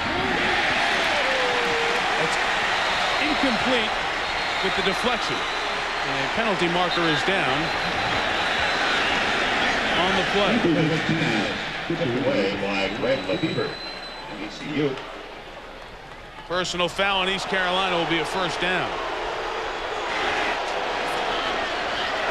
That's the 3rd flag like that tonight. It was thrown by the referee. You see Michael Vick, he's pointing to his lip. He's probably cut there. But I'm surprised here. This is the previous play. Steve Logan has a disciplined team, and I want you to watch 91 Claybrooks when Michael Vick's clearly down. Look at him pulling to help. This is the previous play. I mean, they're so geared up to have a chance to take on Michael Vick and prove that he's human.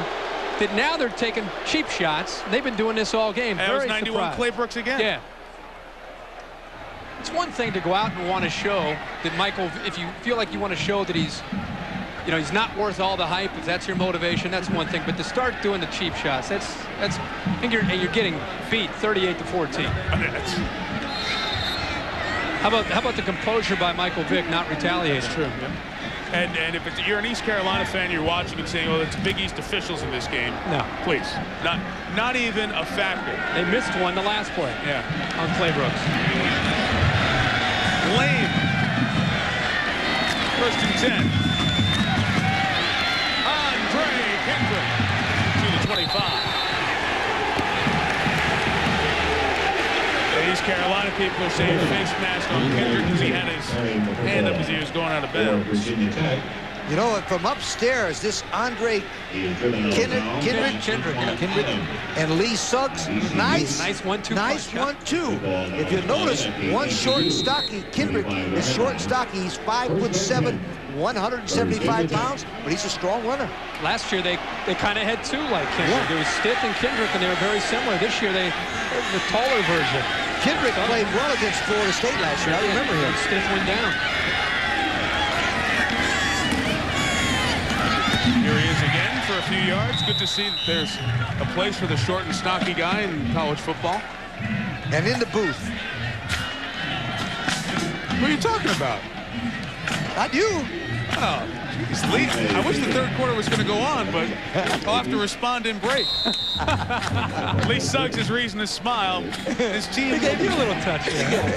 His team was in a little bit of trouble at 31-14, but as Coach said, came up with the answer.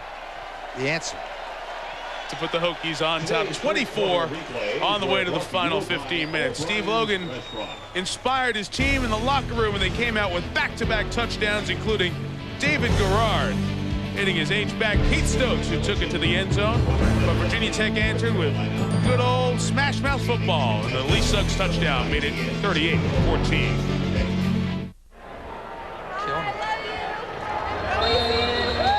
Fourth quarter from Greenville, North Carolina. Mike Tirico, Lee Corso, Kirk Herbstreit, Dr. Jerry Punch. Glad to start the college football weekend with you on Thursday Night Football. Number 9 leads by 24. Facing 2nd and 8, Michael Vick. Look at end zone. Touchdown to the tight end. Browning win.